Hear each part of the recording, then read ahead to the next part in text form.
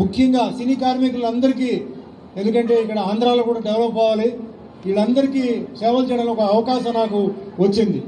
So నన్ను ఈ కమిటీలో ఒక డైరెక్టర్గా పెట్టడానికి కారణం ఏంటంటే నా ఎక్స్పీరియన్స్, నా ఏజ్, ఇమేజ్, తర్వాత నేను వేరే భాషల్లో యాక్ట్ చేస్తుంటాను కాబట్టి నాకు వేరే నాలెడ్జ్ ఉంటుంది. సో దానివల్ల నన్ను పెట్టడం జరిగింది. సో మాటల్లో మనం డిస్కస్ చేసింది ఏంటంటే, అప్పట్లో మన గ్రేట్ ఎన్టీఆర్ గారు, నాగేశ్వరరావు గారు వాళ్ళు ఫస్ట్ స్టూడియో అనేది వాళ్ళు స్టార్ట్ చేసింది వాళ్ళే. అది చాలా పెద్ద ఒక రిస్కీ బిజినెస్ అది. ఎందుకంటే సినిమా ఇండస్ట్రీ ఉంటుందా లేదా తెలీదు, అది మెయింటైన్ చేయాలి. అయినప్పటికీ వాళ్ళు ఏంటంటే మన తెలుగు వాళ్ళందరూ ఒక స్టూడియో కావాలని చెప్పేసి వాళ్ళు చేయడం జరిగింది. దాని తర్వాత మరి మిగతా విషయాలు చెన్నైలో అక్కడ ఇక్కడ జరిగింది. ఆఖరికి మళ్ళీ సినిమా ఇండస్ట్రీని మళ్ళీ ఇక్కడ తీసుకొచ్చింది గ్రేట్ ఎన్టీఆర్ గారే. అంటే తెలుగు వాళ్ళందరూ ఇక్కడ మన తెలుగు రాష్ట్రంలో ఉండాలి, వాళ్ళు బయట ఊర్లో పనిచేయకూడదు, అందరూ ఇక్కడే ఉండాలని చెప్పి తీసుకొచ్చారు. సరే, తర్వాత రకరకమైన మార్పులు, కొంచెం అప్స్ అండ్ డౌన్స్ అవన్నీ ఉంది. కానీ ఈరోజు హైదరాబాద్ అంటే ఫిలిం అంటే ఇండస్ట్రీ అంటే వరల్డ్లో తీసుకుంటే కూడా హైదరాబాద్ అనేది అది ఒక సెపరేట్ హబ్ కింద అయిపోయింది. అదే మాదిరిగా మనకి అమరావతి ఆ విధంగా జరగాలని చెప్పేసి మన ప్రియతమైన ముఖ్యమంత్రి గారు చంద్రబాబు నాయుడు గారు చెయ్యాలని చెప్పి నిర్ణయించుకున్నారు. జనరల్గా ఏమవుతుందంటే గవర్నమెంట్ ఫామ్ చేసినప్పుడు సినిమా ఇండస్ట్రీ మీద పెద్ద ముప్పు ఉండదు, వాళ్ళు వేరే అంటే ఎక్కడి నుంచి ఇన్కమ్ వస్తుంది జనరల్గా మెయింటైన్ చేయడానికి దాని మీద వెళ్తుంటుంది. కానీ చేతులెత్తి నమస్కారం చేస్తున్నాం చంద్రబాబు నాయుడు గారికి, పవన్ కళ్యాణ్ గారికి.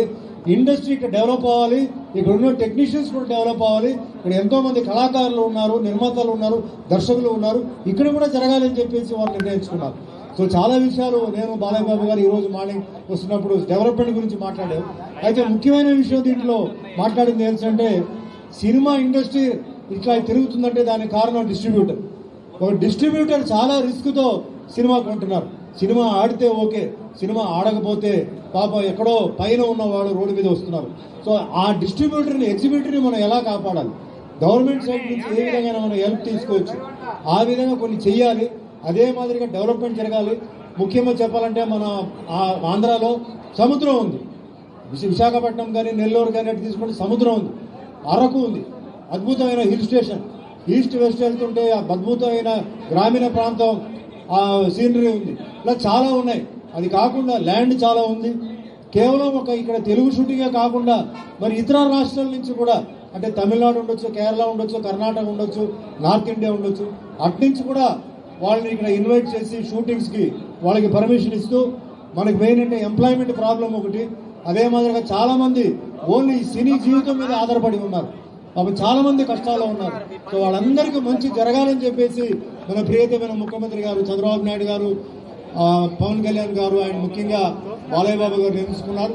సో తప్పనిసరిగా నా సర్వీస్ ఉంటుంది, నేను నా సాయ శక్తి మీద నేను ఇక్కడ డెవలప్ అవడానికి నేను ట్రై చేస్తాను.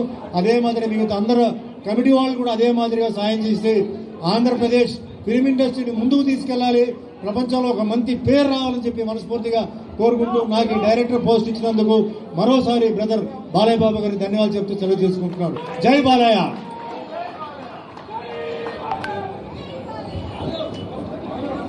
ధన్యవాదాలండి. దయచేసి అందరూ సహకరించాలి.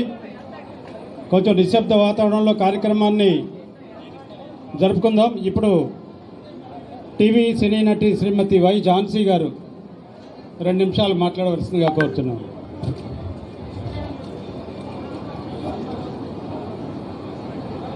సభకి నమస్కారం.